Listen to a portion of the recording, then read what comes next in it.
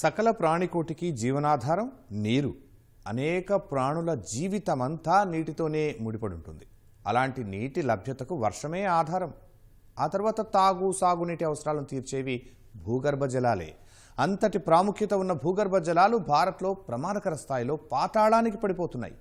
ఇది ఎప్పటి నుంచో ఉన్న సమస్య అయినా తాజాగా ఐక్యరాజ్య సమితి విడుదల చేసిన తాజా నివేదిక ప్రమాద ఘంటికల్ని మోగిస్తోంది.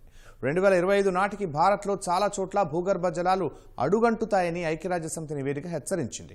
వ్యవసాయ అవసరాల కోసం 70% భూగర్భ జలాలను వినియోగించే భారత్లో మరో 2 ఏళ్లలో నీటి కొరత ఏర్పడి కరువు పరిస్థితులకు దారితీస్తుందని ఈ నివేదిక స్పష్టం చేసింది. దీనిని అధిగమించకపోతే భవిష్యత్తులో సాగు తాగునీటి కొరత ఏర్పడుతుందని తెలిపింది. వీటితో పాటు ఐక్యరాజ్య సమితి నివేదిక వెల్లడించిన మరిన్ని అంశాలేంటి? ఎందుకు భూగర్భ జలాలు తగ్గుతున్నాయి? చాలా కాలంగా ఉన్న ఈ సమస్యను ఎందుకు అరికట్టలేకపోతున్నాం? ఏం చేస్తే భూగర్భ జలాలు అడుగంటకుండా అరికట్టొచ్చు?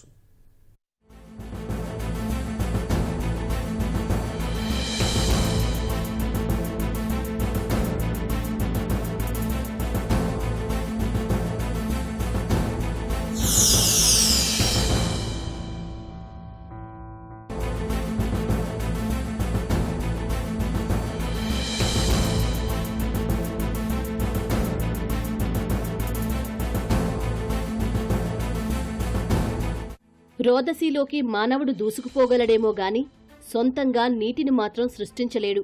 తిండి తిప్పలు లేకపోయినా కొన్ని వారాల పాటు నెట్టుకురాగల మానవుడు గుక్కెడు గంగ లేకుండా ఒక్కరోజైనా బతకలేడు. ఒక్క ముక్కలో చెప్పాలంటే నీరు మనిషికి ప్రాణాధారం. ఇందుకు చాలా వరకు భూగర్భ జలాలే ఆధారం. ఇక దేశవ్యాప్తంగా 70% వ్యవసాయం భూగర్భ జలాలతోనే సాగుతుంది. ఇలా భారత్లో సాగు తాగునీటి అవసరాల్లో భూగర్భ జలాలు ప్రధాన పాత్ర పోషిస్తున్నాయి. కానీ వాతావరణ మార్పులు, విచ్చలవిడి వినియోగం కారణాలతో భూగర్భ జలాలు అధం పాతాళానికి చేరుతున్నాయి. తాజాగా ఇదే విషయాన్ని ఐక్యరాజ్య సమితి స్పష్టం చేసింది. భారత్లో 2025 నాటికి చాలా చోట్ల భూగర్భ జలాలు అడుగంటుతాయని నివేదిక వెల్లడించింది. Inter connected disaster risk report 2023 పేరుతో ఐక్యరాజ్య సమితి విశ్వవిద్యాలయం, institute for environment and human security UNUEHS ప్రచురించిన రిపోర్టు ప్రకారం రానున్న 2 ఏళ్లలో భూగర్భ జలాలు తగ్గి దేశ వాయువ్య ప్రాంతంలో నీటి కొరత ఏర్పడుతుందని స్పష్టం చేసింది.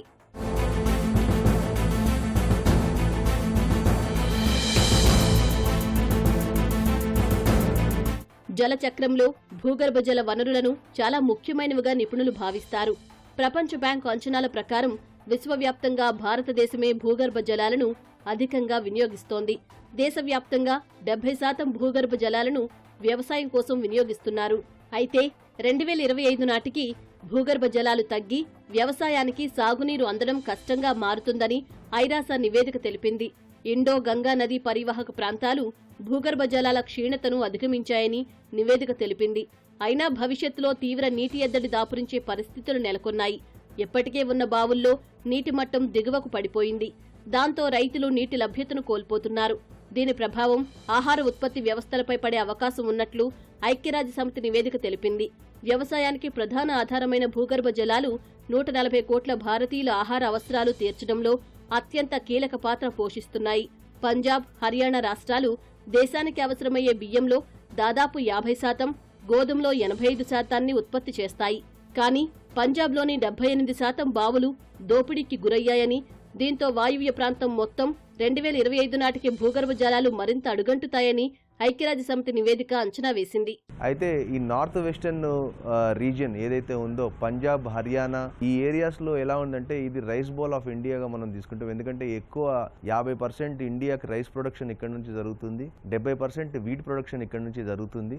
కాబట్టి అక్కడ ఎక్కువ మోతాదు అగ్రికల్చర్ చేయడం వల్ల రైస్ అనేది ఒక క్రాప్ ఎక్కువ నీళ్లు తీసుకుంటుంది. 1 కేజీకి రైస్ పండించడానికి 5,000 లీటర్ల నీళ్లు తీసుకుంటుంది. అంటే భూగర్భ జలాలు ఎక్కువ యూసేజ్ అయ్యేది ఇక్కడే యూసేజ్ అవుతుంది. కాబట్టి ఇంకోటి భారతదేశంలో 83 కోట్ల ఎకరాలు మొత్తం కొలిస్తే, భారతదేశము ఎకరాలలో కొలిస్తే 83 కోట్లు. అందులో 50% అంటే 40 కోట్ల చిల్లర వ్యవసాయానికి అనుగుణంగా ఉన్న భూమి.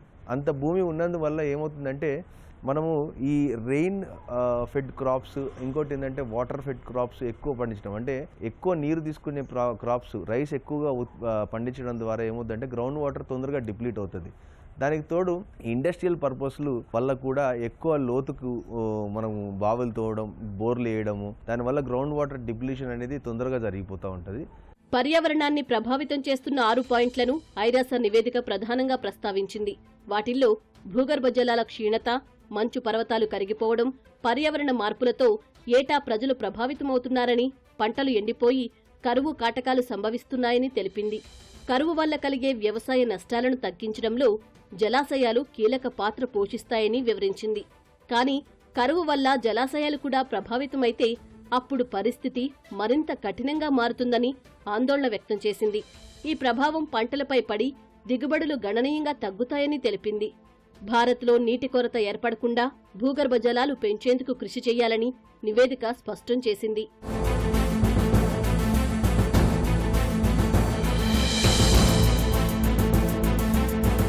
భూగర్భ జలాలు తగ్గుతూ ఉండడానికి వాతావరణ మార్పులే కారణంగా భావిస్తున్నారు నిపుణులు. ఇదిలా ఉంటే దేశవ్యాప్తంగా ఉన్న 150 ప్రధాన జలాశయాల్లో నీటి మట్టం చాలా తగ్గిందని, అది ప్రమాద స్థితికి చేరుకుంటుందని నేషనల్ వాటర్ కమిషన్ వెల్లడించింది. దేశంలోని 150 ప్రధాన రిజర్వాయర్లలో నీటి మట్టం గత వారం 74% ఉండగా ప్రస్తుతం అది 73%తో 178.784 బిలియన్ క్యూబిక్ మీటర్ల సామర్థ్యానికి పడిపోయింది. వీటన్నింటి కారణంగా వ్యవసాయం సంక్షోభ పరిస్థితులు ఎదుర్కొంటుందని పర్యావరణ నిపుణులు చెబుతున్నారు. దీనికి గల కారణాలను పరిశీలిస్తే దేశీయంగా చాలా ప్రాంతాల్లో భూగర్భ జలాలను అధికంగా తోడేస్తున్నారు. ఫలితంగా అవి నానాటికి అడుగంటిపోతున్నాయి. సాధారణంగా భూగర్భ జల సంక్షోభానికి మానవ చర్యలే ప్రధాన కారణం. పెరుగుతున్న జనాభా, పట్టణీకరణ, సరైన నిర్వహణలేమి, ప్రణాళికలేని నీటిపారుదల కార్యకలాపాల విస్తరణ కారణంగా కొన్ని దశాబ్దాలుగా భూగర్భ జలాలపై తీవ్ర ప్రభావం పడుతోంది.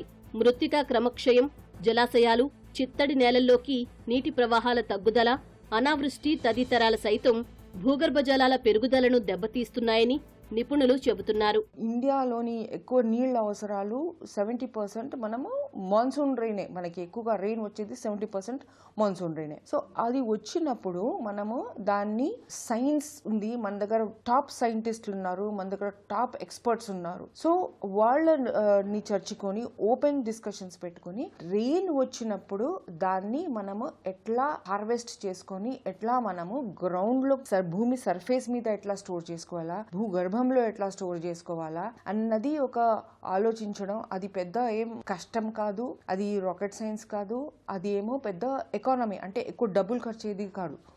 బెంగళూరు, చెన్నై సహా 21 భారతీయ నగరాల్లో రాబోయే రోజుల్లో భూగర్భ జలాలు అడుగంటుతాయని ప్రపంచ బ్యాంక్ నివేదిక గతంలో వెల్లడించింది.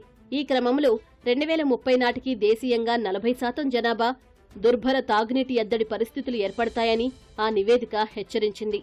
తాజాగా inter connected disaster risk report 2023 పేరుతో ఐక్యరాజ్య సమితి విడుదల చేసిన నివేదిక అయితే 2025 నాటికే ప్రమాద పరిస్థితులు తలెత్తుతాయని తెలిపింది. మరోవైపు అందుబాటులో ఉన్న భూగర్భ జలాలు సైతం నాణ్యత లేమితో ఉన్నాయి.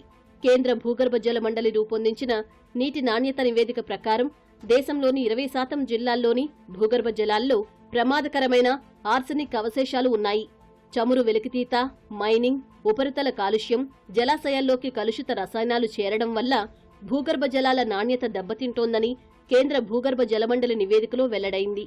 వాతావరణ మార్పులతో సమృద్ధిగా వర్షాలు కురవకపోవడం, కురిసినా వాటిని సంరక్షించుకునే చర్యలు లేకపోవడం లాంటివి భూగర్భ జలాలు అడుగంటిపోవడానికి కారణాలు. దీన్ని నివారించడానికి పటిష్ట కార్యాచరణ ప్రణాళికలు రూపొందించాలి. జల వనరుల్లోకి కలుషితాలు చేరకుండా పాలకులు పటిష్ట చర్యలు తీసుకోవాలి. రాబోయే రోజుల్లో నీటి సంక్షోభం తలెత్తకుండా ఉండాలంటే భూగర్భ జలాలను పెంపొందించుకుని వాటిని జాగ్రత్తగా వినియోగించడం తప్పనిసరి. దాన్ని భూమిలో ఇంకిపోయే విధంగా చేయాలి ఇంకుడు గుంటల ద్వారా, కానీ చేయట్లేదు. ఇది చేయకపోతే రాబోయే 20 శతాబ్దాల్లో ఏమవుద్దంటే, ఇప్పుడు 1 లీటర్ నీరు చిల్డ్ వాటర్ మనకి 10 రూపీస్ 15 రూపీస్ ఉంది. ఇదే కనుక కొనసాగితే మనకి కొన్ని స్వచ్ఛంద సంస్థలు ఏం చెప్తున్నాయి అంటే, 1 లీటర్ నీళ్లు 2030 దాటి తర్వాత 2050 మధ్యలో కనీసం 50 నుంచి 100 రూపాయలు అవుతుంది. అంటే నీరు అతి పెద్ద కమాడిటీగా మారిపోతుంది. అంటే పాలకన్నా కూడా నీరు రేటు ఎక్కువయ్యే పరిస్థితి ఉంది. కాబట్టి నీటి సంరక్షణ, అందుకనే వాటర్ ఈజ్ ఎలక్సర్ ఆఫ్ లైఫ్. నీరే ప్రాణాధారం. నీరు లేకపోతే మనుషులు లేరు, జంతువులు లేరు, మన హార్టికల్చర్ కానీ, మన ఫార్మింగ్ కానీ, మన డైరీ ఫార్మింగ్ కానీ, ఆఖరికి మీరు మనం చెప్పుకునేటువంటి కోళ్ల ఫారాలు కానీ, వీటన్నిటికి కూడా నీటి యూసేజ్ బాగా పెరిగిపోయింది అనూహ్యంగా. భూగర్భ జలాల వాడకాన్ని నియంత్రించేందుకు కేంద్ర ప్రభుత్వం ఏకీకృత విధానం తీసుకొచ్చినా రాష్ట్రాలు అంతగా ఆసక్తి చూపడం లేదని నిపుణులు చెబుతున్నారు. ఉమ్మడి ఆంధ్రప్రదేశ్లో 2002 నుంచే వాల్టా చట్టం, గోవాలో భూగర్భ జలాల నియంత్రణ చట్టం అమలవుతున్నాయి. తమిళనాడు తదితర రాష్ట్రాల్లోనూ ఈ తరహా చట్టాలున్నాయి. అందువల్లే కేంద్ర ప్రభుత్వ మార్గదర్శకాల అమలుపై కార్యాచరణ సరిగ్గా ముందుకు సాగడం లేదు. దీంతో పోలిస్తే తెలుగు రాష్ట్రాల్లో అమలవుతున్న వాల్టా చట్టమే కఠినతరంగా ఉందన్న అభిప్రాయం నెలకొంది. ఇకపోతే భూగర్భ జలాలు తిరిగి సమృద్ధిగా అందుబాటులోకి రావాలన్నా, నీటి మట్టాలు పెరగాలన్నా అందుకు కేంద్రం, రాష్ట్ర ప్రభుత్వాలతో పాటు పౌర సమాజము బాధ్యతాయుతమైన పాత్ర పోషించాలి. ముఖ్యంగా భావి తరాలకు జలవనరులను అందించాలంటే అందుబాటులో ఉన్న నీటిని అత్యంత పొదుపుగా వినియోగించుకోవడం ఎంతో ముఖ్యం. భూగర్భ జలవనరులపై ఒత్తిడిని తగ్గించేందుకు ప్రతి ఒక్కరూ జలవనరుల పునరుద్ధరణ చర్యల్లో భాగస్వాములు కావాలి. ముఖ్యంగా దైనందిన అవసరాలకు వినియోగిస్తున్న నీటిని పునర్వినియోగించే ఏర్పాట్లు చేసుకోవాలి. కురిసే ప్రతి నీటి బొట్టును ఒడిసిపట్టేందుకు ప్రతి ఇంట్లో విధిగా ఇంకుడు గుంతలను నిర్మించాలి. కుంటలు, చెరువులు, చెక్ డ్యాములను నిర్మించుకుని సంరక్షించుకోవాలి. అప్పుడే పాతాళానికి దిగజారిపోతున్న భూగర్భ జలాలు తిరిగి పుంజుకుంటాయి.